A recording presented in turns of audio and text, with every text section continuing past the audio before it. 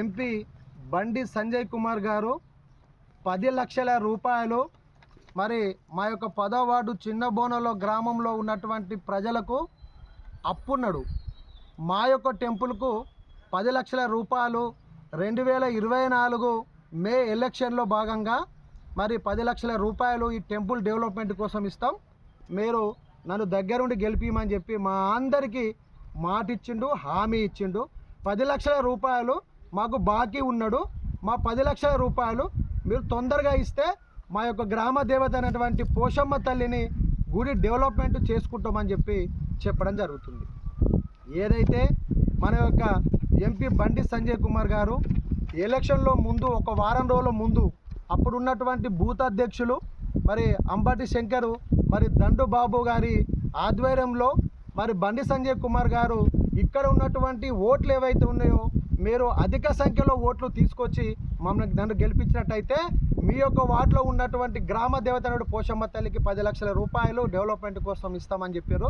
ఇదే ఆ రోజు అతనికి ఇచ్చినటువంటి ఎలక్షన్లు అయిపోయినాక 2 నెలలకు మరి టెంపుల్ కోసం కాకుండా కాంపౌండ్ వాల్ కోసం ఇవ్వమని చెప్తే ఎస్టిమేషన్ కూడా తయారు చేసి ఇదే గుడికి సంబంధించినటువంటి అధ్యక్షుల చేతుల మీదుగా మేము మరి బండి సంజయ్ కుమార్ గారికి వినతి పత్రం ఇవ్వడం జరిగింది. ఎప్పుడు అయినా నెల 2 నెలలు నెల 2 నెలలు నెల 2 నెలలు అనుకుంటూ దాదాపుగా 2 సంవత్సరాలు కాలాపన చేసిండు. 2 సంవత్సరాల నుంచి 10 లక్షల రూపాయలు ఇస్తా అని చెప్పి మరి మమ్మల్ని కాలాపన చేసుకుంటూ డబ్బులు ఇవ్వనటువంటి పరిస్థితిలో ఈరోజు బండి సంజయ్ కుమార్ గారు ఉన్నారు.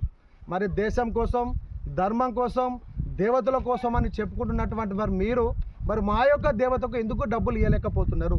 నిజంగా మీరు ధర్మం కోసం పాల్పడే వాళ్ళైతే 10 రోజుల వరకు మా యొక్క వార్డుకు సంబంధించిన మా యొక్క గ్రామానికి సంబంధించిన గ్రామ దేవతకు 10 లక్షల రూపాయలు మీరు ఖచ్చితంగా డెవలప్మెంట్ కోసం, మీ యొక్క ధర్మం కోసం, మా యొక్క గుడి డెవలప్మెంట్ కోసం పైసలు ఇవ్వాలని చెప్పి నేను తెలియజేస్తూ, అదే రోజు సాయంత్రం పూట మరి ఇప్పుడున్నటువంటి పడిగే సురేష్, ఇంతకుముందు ఉన్నటువంటి బీజేపీ పార్టీలో ఉన్నటువంటి తనను కూడా రమ్మని చెప్పి సాయంత్రం కావాలనుకుంటే మీరు సీసీ కెమెరా ఫుటేజ్ ఎంపీ గారి పార్లమెంట్ ఉన్నటువంటి కరీంనగర్లో ఉన్నటువంటి ఫుటేజ్ను తీసి మీరు చూడండి.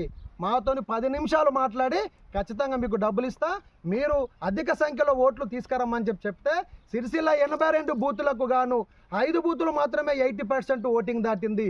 అలా 3 బూతులు నేను ఇన్ఛార్జ్ ఉన్న బూతులు, 2 బూతులు మా చిన్నబోన్ల గ్రామానికి సంబంధించినటువంటి బూతులు.